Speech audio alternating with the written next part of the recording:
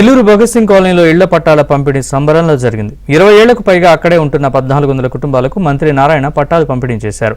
ఈ కార్యక్రమంలో CM Chandrababu virtual గా పాల్గొన్నారు. లబ్ధిదారులతో మాట్లాడారు.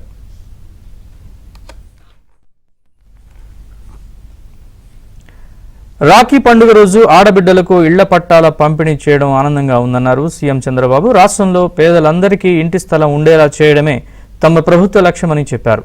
సూపర్ 6 పథకాలను వరుసగా అమలు చేస్తున్నామని గుర్తు చేశారు. గతంలో తమ ప్రభుత్వం 15,000 టిడ్కో ఇళ్లు నిర్మించగా వైసీపీ హయాంలో విధ్వంసం చేశారని అన్నారు. త్వరలోనే ఆ ఇళ్లను నివాసయోగ్యంగా మార్చి పేదలకు ఇస్తామన్నారు.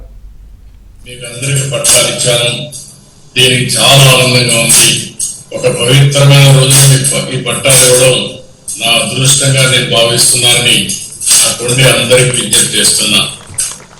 ఈ ప్రభుత్వం పేదల ప్రభుత్వం. పేదల సంక్షేమం కోసం, పేదల అభివృద్ధి కోసం నిరంతరం పనిచేస్తున్నాం.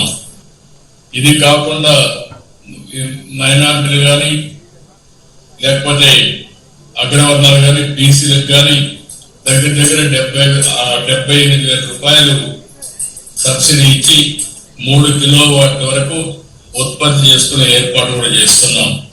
ఇలాంటి కార్యక్రమాలు చేసి ఎక్కడికెక్కడ మీ ఖర్చులు తగ్గించడం, మీ ఆదాయాన్ని పెంచడం, మీకు మెరుగైన జీవన ప్రమాణాలు ఇప్పించాలని